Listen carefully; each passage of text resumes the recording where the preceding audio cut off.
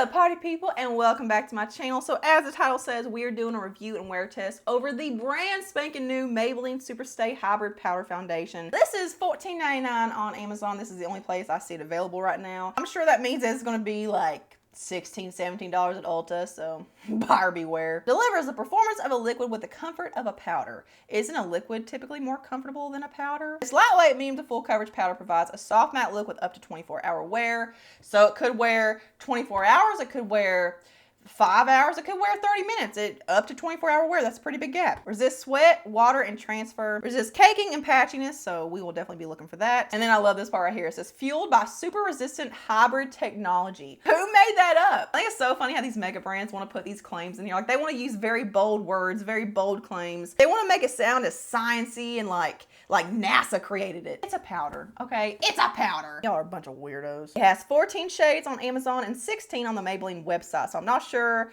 why they couldn't squeeze in 2 more shades on Amazon. Just couldn't make room, I guess. So shade range isn't bad. I will say on the Maybelline website, it doesn't look as extensive as what it looks like on Amazon. Like on Amazon, it looks like it goes very light and pretty dark. So it looks like it's a pretty decent one. So I got myself 2 shades. I got 120 Classic Ivory and 128 Warm Nude. I don't really know why I picked these shades. Typically I wear the shade 118 Light Beige, which they have.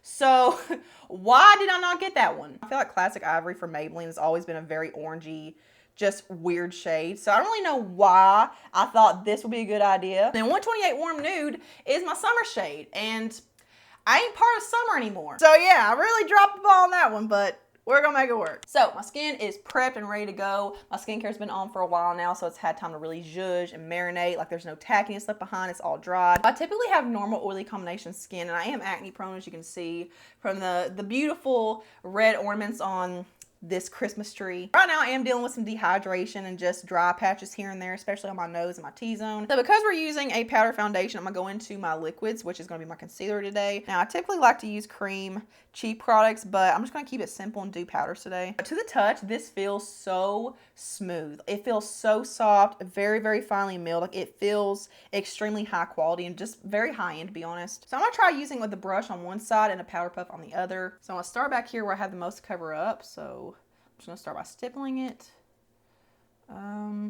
That is nowhere close to medium or full coverage. Okay, it feels like more of a setting powder, to be honest. Like, it just doesn't really have a lot of coverage. So to say this is a powder foundation, I think is a bit of a stretch. As far as how it looks though, so freaking smooth, soft. My skin is blurred, very just like filtered like. I will say for the most coverage, it does say to use the little sponge that comes with it, but I mean, I hate these things. Maybe I should try it anyway. Let's just try it. Give me a little herp right here.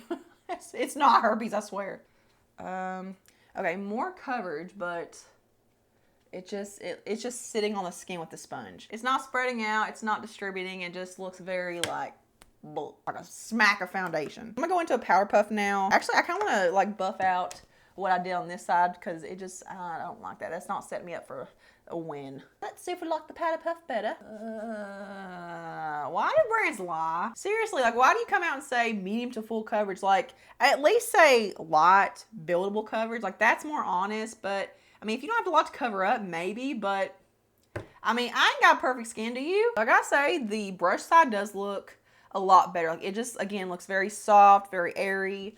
This side looks a little more caked on, but I will say it's still very like smoothing, very softening, pore blurring. Like, it doesn't look bad. It's just not camouflaging my blemishes as good as I want it to. But I'm gonna try something else. I'm gonna go into a wet sponge and we'll see if we can get some better coverage. Okay, I've got myself a wet sponge now, so let's go back to this side, I guess. Automatically more coverage. Not full, but more coverage. Oh wow, I think this is the ticket. The bad thing about powder foundations though is that if you miss a spot, like especially around your eyebrows, ooh, you're gonna see it. Ooh, it's making my scab stick up. Got a little mishap right here where it's like, it looks dry, but it just looks like the foundation wasn't like blending very well, but I can't get it to move around and do much. I don't understand why I'm dry right now. I've literally moisturized to the high heavens. But you know what? I'm just gonna go ahead and call it quits there. I'm hoping that with setting spray, it corrects itself. So here's what it looks like with, what,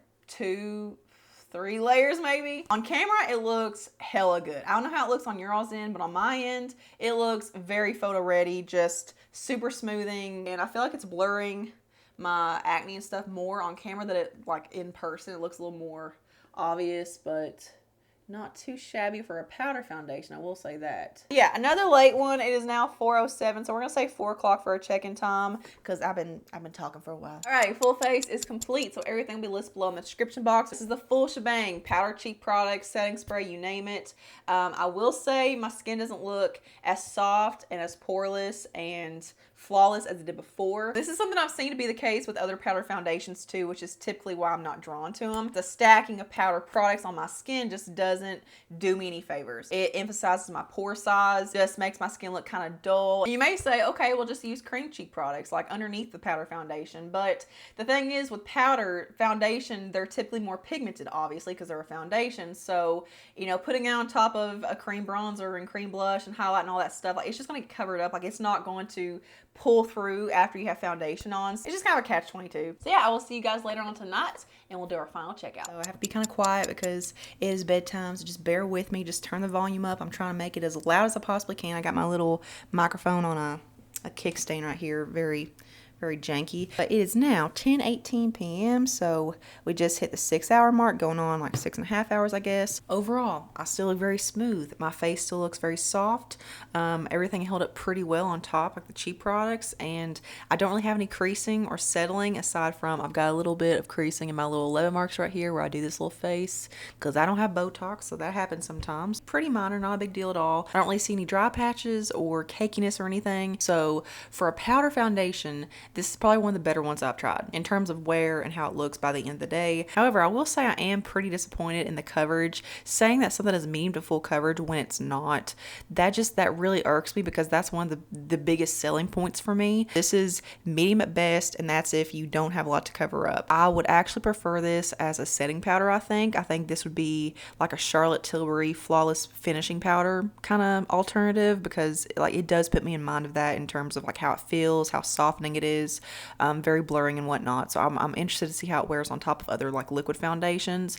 But for a powder foundation, it's pretty good if you like light coverage. Do I prefer it over liquid foundations? No. I just don't think that there's anything that comes close to a liquid foundation in terms of how it feels, how it wears. I'm definitely not getting that radiance and that dewy, you know, youthful, plump look to my skin. Like it's flat matte. There's no luminosity whatsoever. And on that hand, I'm also not shiny or anything. Like it didn't make me greasy or anything. So if you guys have tried this foundation, then please leave your review in the comments below. I want to know your entire experience, what your skin type is, the whole shebang. If you like this video and if you like solo review videos just focusing on one product, then give this video a big old thumbs up. Here's a couple more things for you to check out next. So just venture around the channel, make yourself at home. Subscribe if you're not already, and turn the notification on to always see my stuff. And I will see you guys in the next one. Mwah.